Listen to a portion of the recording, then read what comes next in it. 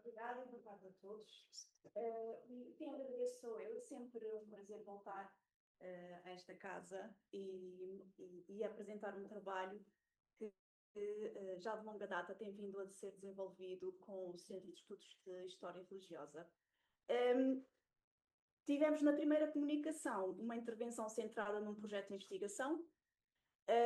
Na segunda, uma comunicação centrada num projeto familiar e e não é por acaso que é um painel muito diversificado, tem que ver com um projeto pessoal, que não é o meu projeto pessoal e ao qual eu me associei já numa fase tardia do processo. Portanto, a coleção documental Margarida Abreu e a constituição desta coleção vem de longa data. Portanto, o que eu venho aqui vos transmitir e partilhar é mais o processo e os procedimentos associados a uma linha de tempo que é longa e que vai desembocar nesta coleção. E, claro, começa por ser Está tudo bem, está tudo bem. Começa por ser um arquivo improvável. Eu penso que está a ser projetado neste momento, a coleção já se encontra disponível, mas entre o início da recolha documental e a sua disponibilização, nós estamos a falar de um hiato de tempo de 70 anos. E a minha reflexão parte de uma questão inicial muito simples. Como é que se constitui um arquivo quando ele não começou propriamente a ser pensado como arquivo? E esta coleção documental, Margarida Abreu, que penso que estão a ver projetada, permite pensar em como estes arquivos improváveis geralmente estão associados a processos longos de recolha, de preservação documental, neste caso associado a uma memória profissional, à profissão do serviço social, e a questões de institucionalização arquivística, dos quais eu vou falar na comunicação. Portanto, estamos a falar de um percurso que não foi linear, foi construído ao longo de várias décadas, designadamente ao longo de 7 décadas, e foi atravessado por uma multiplicidade de iniciativas individuais, redes profissionais e múltiplas também tentativas de estruturação científica. E para desenvolver esta reflexão, eu vou organizar a minha intervenção em 4 pontos, portanto, 4 momentos centrais. A primeira delas é incontornável. Não se pode falar da coleção documental Margarida Abreu sem perceber minimamente quem é esta figura, doutora Margarida Abreu. Porque falar do percurso de doutora Margarida Abreu é também falar do início desta recolha documental. E quando eu falo do início, estou a falar de 50 anos. E porquê é este o meu início? Porque eu entro neste processo passados 55 anos, depois da própria doutora Margarida ter iniciado a recolha. E vou explicar mais adiante. Portanto, momento primeiro, percurso da doutora Margarida Abreu e o início desta recolha documental. Segundo ponto, dedicado ao trabalho de recolha de testemunhos orais e de materiais ligados à história do Serviço Social em Portugal, aqui já com a minha presença e colaboração. Terceiro ponto, referência a algumas tentativas de consolidação científica e arquivística deste projeto. E, por fim, algumas notas sobre a integração da coleção no âmbito do Centro de Estudos de História Religiosa e os desafios associados à constituição deste arquivo. Ora, a doutora Margarida Abreu é uma figura incontornável do Serviço Social em Portugal e, pessoalmente, uma pessoa a quem eu acompanhei enquanto jovem estudante de licenciatura em Serviço Social. A doutora Margarida Abreu nasceu em 1931, ingressou como aluna de Serviço Social no Instituto de Serviço Social em 1950 e finda o seu percurso como aluna, ingressou também, permaneceu aliás no Instituto de Serviço Social como professora, a partir de 54, integrou a direção do Instituto entre 1963 e 70, entre 68 e 70 exerceu funções de subdiretora para os assuntos pedagógicos, participou no grupo de estudo para a reforma do ensino no Ministério da Educação Nacional e manteve depois uma longa ligação a esta casa, a Universidade Católica Portuguesa, tendo sido diretora adjunta dos Serviços Sociais nos anos 80 e 90, docente da licenciatura em Serviço Social, onde eu me cruzei com a doutora Margarida enquanto aluna, e também coordenadora adjunta do curso de Serviço Social aqui nesta casa. Mas, portanto, esta recolha documental feita pela própria, é importante perceber que, para além da relevância da documentação em si recolhida, a própria doutora Margarida Abreu era e é uma pessoa que está viva e atuante. Ela própria é uma protagonista da história do Serviço Social em Portugal. Portanto, aqui esta dualidade, a recolha de documentação por alguém que ela própria é uma protagonista da história do Serviço Social. E como é que começou esta recolha? Bem, desde cedo, desde que a doutora Margarida ingressa no curso de Serviço Social em 1950. Portanto, inicialmente, a ideia era uma conservação a título pessoal, por interesse pessoal, dos materiais académicos e profissionais da própria. Ou seja, não havia uma lógica estruturada, nem planeada, nem consolidada. Havia esta necessidade, esta sensação de que aquela documentação, de alguma maneira, era relevante para si, enquanto aluna, enquanto futura profissional e enquanto mulher.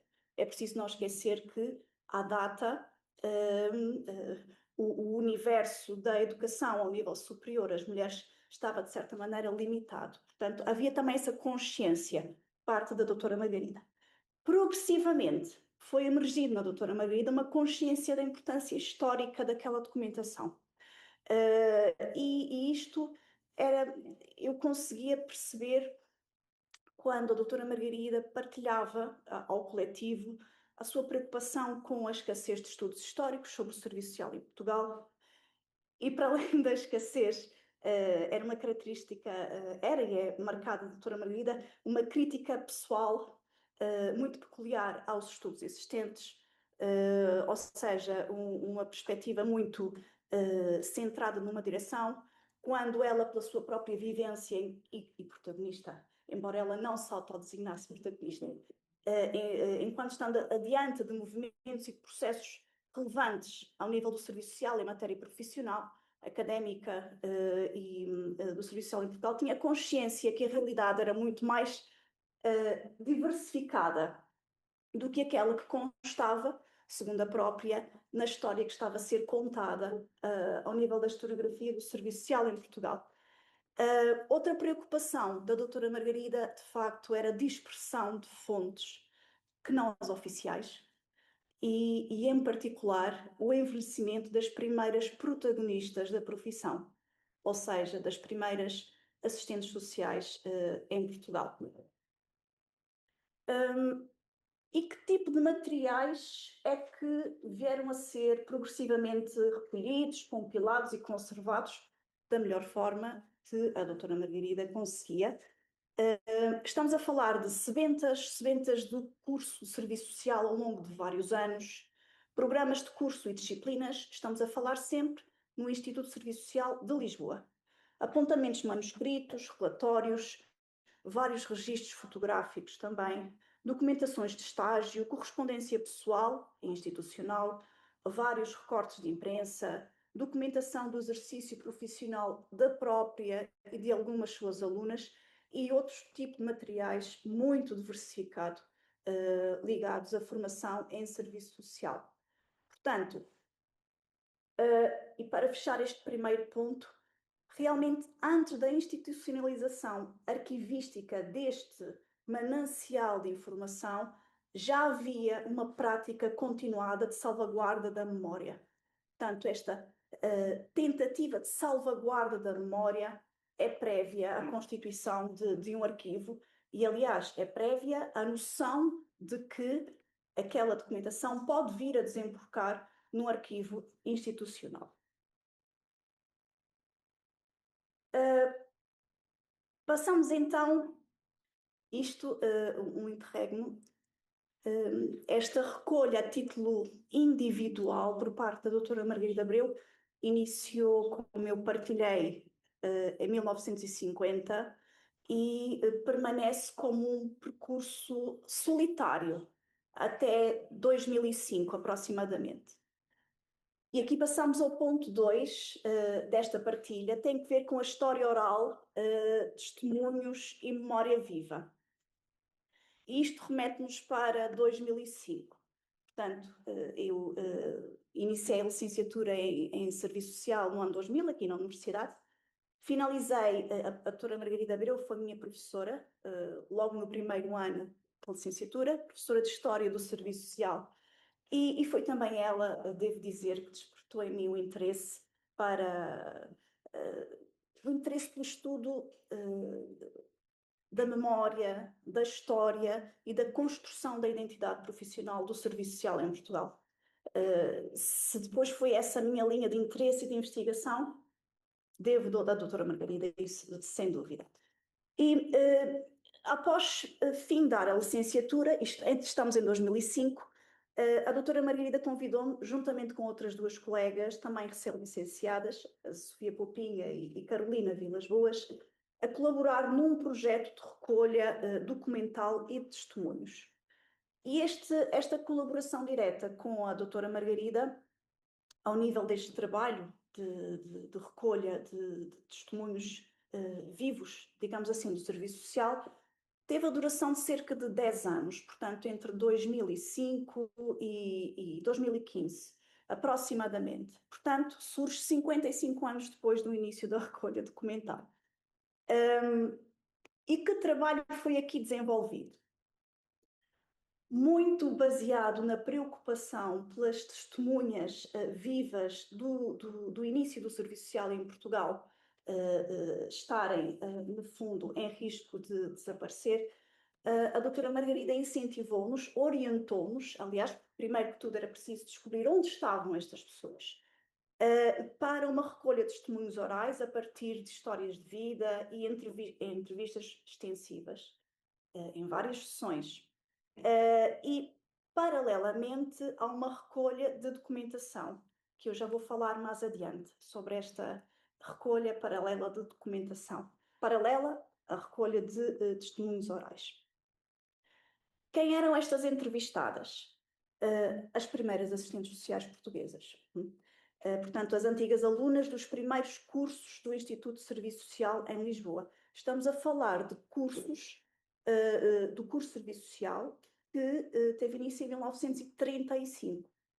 Portanto, a prioridade foi a recolha destes testemunhos orais das alunas que frequentaram os cursos entre o período de 35 a 50. Portanto, estamos a falar de entrevistas a pessoas na faixa etária dos 70 a 90 anos. E de facto, foi uma experiência muito marcante, porque estas pessoas eram vozes vivas da história do Serviço Social em Portugal. Isto apesar da idade, em muitas situações, de veras avançada. Portanto, e é interessante ver que na grande maioria das pessoas com quem tivemos a oportunidade de recolher testemunho, estamos a falar de uma memória extraordinária, com uma capacidade de detalhe que impressiona. E com elevada consciência histórica do seu percurso. É muito interessante, estamos a falar só de mulheres, senhoras, aliás, até 1963 não era permitida a frequência do curso de Serviço Social em Portugal, que não há senhoras, e que tinham nisto, e estamos a falar das senhoras entrevistadas entre 1935 e 50, tinham no facto de ter podido cursar um curso superior, sendo mulher, uma oportunidade. E é interessante ver que, passados estes anos todos, tinham ainda como relevância histórica o facto de terem visto uma oportunidade no curso de Serviço Social para frequentarem uma formação superior que lhes era vedada, porque as outras alternativas face a curso superior em Portugal não eram consideradas alternativas adequadas a meninas, digamos assim, à data.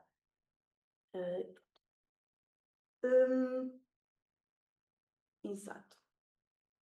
Ora bem, da história oral, em que estivemos eu e as minhas colegas, juntamente com a doutora Margarida Abreu, muito centradas, emergiram ideias historiográficas centrais. De facto, aquelas memórias, aquelas vivências, aqueles testemunhos revelavam muita mais complexidade face àquilo que existia nas fontes oficiais sobre a história do serviço social, novas nuances, fazia emergir experiências concretas sobre formação e exercício profissional, e inclusive dimensões muito pouco visíveis ou ausentes nas fontes oficiais. Há uma expressão que a doutora Margarida usava e que nós ouvíamos muito quando algo se revelava numa entrevista e, por comparação, a versão oficial, construída a partir de algumas fontes oficiais sobre determinado episódio do serviço social, dizia a doutora Margarida: ai, tanto disparate, tanto disparate. Ou seja, não, ou seja, na comparação daquilo que era a versão oficial e na comparação daquilo que era de viva voz, como tinha sido determinada experiência, determinada vivência, determinado processo, não só no serviço social, mas ligado a movimentos sociais. E já agora a JAC, a JEC, a JIC, a JOC e a JUC estiveram intimamente ligados aos primeiros fluxos de captação, quer de alunas para o Instituto de Serviço Social, como de professores para esta escola. E isto permitiu perceber que decretos, regulamentos e outras fontes institucionais e oficiais eram importantes, mas insuficientes para compreender plenamente cotidianos, sociabilidades, tensões, percursos individuais e práticas profissionais. E a doutora Margarida, enquanto atora, portanto, da história do serviço social, tinha disto consciência. Portanto, esta sensibilidade para a necessidade de recolha de documentação, seja escrita como fontes orais, que pudessem mostrar os outros rostos da história, foi fundamental. E tudo isto estava a confluir para um conjunto muito diversificado de documentação que estava a crescer e a crescer e a crescer. Sobre aquela recolha paralela de materiais de que falei há pouco, associada às entrevistas, durante as entrevistas, muitas das entrevistadas disponibilizavam espontaneamente documentação que ainda conservavam sobre o seu período de alunas no Instituto. Isto foi de uma riqueza inestimável. Algumas cederam, portanto, a documentação original, outras permitiam que fizéssemos cópias ou tirássemos fotografias. Portanto, associado a este processo de recolha de testemunhos, veio através de uma relação de confiança e de redes profissionais e pessoais que se foram estabelecendo com estas pessoas, a cedência de material que muito provavelmente de outra forma não teríamos tido a oportunidade de aceder. Passamos então ao terceiro ponto, que tem que ver com as tentativas de consolidar científica e arquivisticamente esta coleção pessoal. Foi um processo longo, com avanços e recuos, muitos. Foram desenvolvidos em vários momentos. Eu estive presente com a doutora Margarida e também o professor Paulo Fontes esteve presente na tentativa de desenvolver vários projetos que pudessem consolidar este manancial riquíssimo da história do serviço social, e não só, porque em confluência com a história do serviço social tínhamos também a relação com movimentos sociais, com períodos determinados, com personalidades de relevo ao nível social, político, religioso. Portanto, aqui uma confluência de documentação de muito valor para o estudo não só do serviço social, como de processos e movimentos que com ele se cruzam. Foram realizadas várias candidaturas, várias propostas de intervenção. Alguns projetos foram desenvolvidos em pequena escala, outros de média escala, ligados ao Centro de Estudos do Serviço Social e Sociologia, que neste momento já tem uma outra formulação e integrou-se numa unidade de investigação mais alargada, com o Centro de Estudos de História Religiosa. E os objetivos desses projetos passavam sobretudo por organizar um núcleo documental, fazer-se tratamento arquivístico a essa documentação, continuar na recolha sistemática de testemunhos orais, preservação da memória histórica do serviço social e, fundamental, era uma grande preocupação da doutora Margarida, que toda esta documentação pudesse ficar disponível de uma forma organizada e sistemática à comunidade científica. Foi um processo longo, portanto tivemos muitas dificuldades, ou algumas dificuldades, e uma temporalidade longa, e claro, atravessada por questões que penso que são transversais também a outro tipo de projetos de investigação, não se limitam a estes de natureza histórica. Necessidades de financiamento, necessidade de recursos humanos especializados na área da arquivística.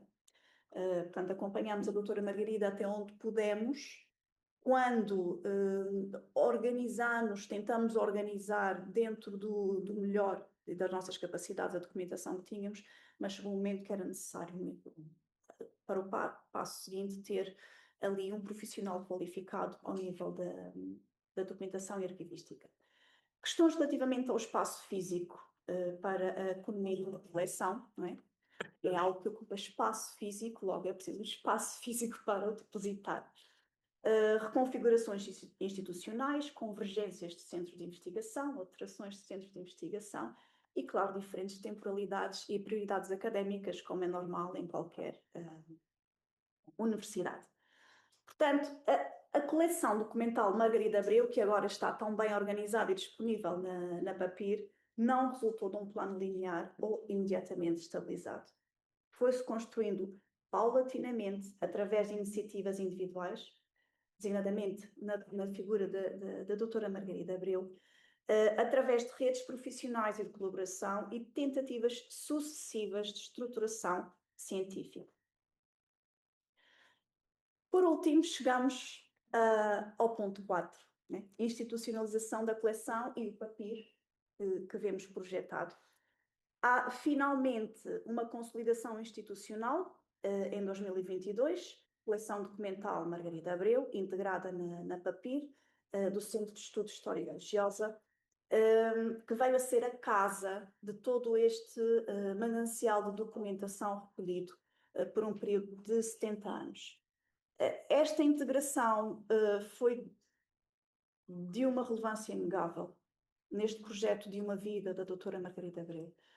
Permitiu estabilização arquivística daquela documentação, organização e descrição documental, garante a sua preservação e, claro, acessibilidade futura à investigação. Portanto, esta integração permitiu transformar, permitiu a passagem de uma prática prolongada de memória e salvaguarda para um arquivo acessível à comunidade científica. E talvez uma das dimensões mais interessantes desta relação seja precisamente mostrar que certos arquivos não nascem de uma decisão arquivística inicial, né? Mas de práticas prolongadas na memória, de relações de confiança e de uma consciência progressiva da importância histórica daquilo que estava a ser guardado ou conservado. 6 minutos. 6 minutos. Eu também, ao tentar identificar assim, estes pontos para partilhar convosco, pensei igualmente em alguns desafios que este tipo de arquivos, designadamente a coleção documental Margarida Abreu, trazem, no fundo, os desafios de um arquivo improvável. E o primeiro, porquê? Tentei fazer esta associação porque foram os desafios e as dificuldades que muitas vezes sentimos quando tentávamos dar corpo, substância e organização a este arquivo. Um deles é a heterogeneidade de fontes. Portanto, nós estamos a falar de documentos que coexistem no mesmo momento, no mesmo espaço, e que têm que ver com documentação pessoal, materiais pedagógicos, documentos institucionais, fotografias, correspondência, testemunhos orais, registros áudio, cópias, material proveniente de múltiplos contextos. Portanto, não existia homogeneidade documental nem proveniência única, claramente estabilizada. Isto foi, de facto, um desafio. Como organizar uma coleção documental desta natureza? Segundo desafio, dispersão e fragilidade documental. Muitos materiais encontravam-se em casas particulares, dispersos, parcialmente deteriorados, com risco de desaparecimento. E dependiam frequentemente da memória das pessoas, da sua disponibilidade e da relação de confiança que era necessário estabelecer. Outro desafio, a temporalidade longa e não linear, porque o arquivo não resultou de uma incorporação única, nem de um projeto linear. Foi-se constituindo ao longo de décadas, através de diferentes iniciativas, diferentes focos de interesse, foram emergindo, reemergindo, diferentes projetos, diferentes pessoas, equipas que se associaram e colaboraram com a doutora Margarida e também diferentes enquadramentos institucionais. E, por fim, a necessidade da mediação científica e arquivística, ou seja, a determinado momento foi mesmo necessário descrever, contextualizar, organizar e estabilizar o arquivo. E, de facto, penso que este tem vários traços daquilo que é e pode ser considerado um arquivo improvável, aliás, senão não estaria cá hoje. Não nasceu como arquivo, não se constituiu de forma linear, dependeu fortemente de relações pessoais de confiança, neste caso particular, para se constituir. Há aqui uma articulação interessante, considero eu, em termos de memória oral e documentação escrítica, e diz respeito a uma área historicamente pouco preservada. E é isto que eu vim a trazer-vos como partilha. Estou depois disponível para qualquer questão ou comentário. Muito obrigada.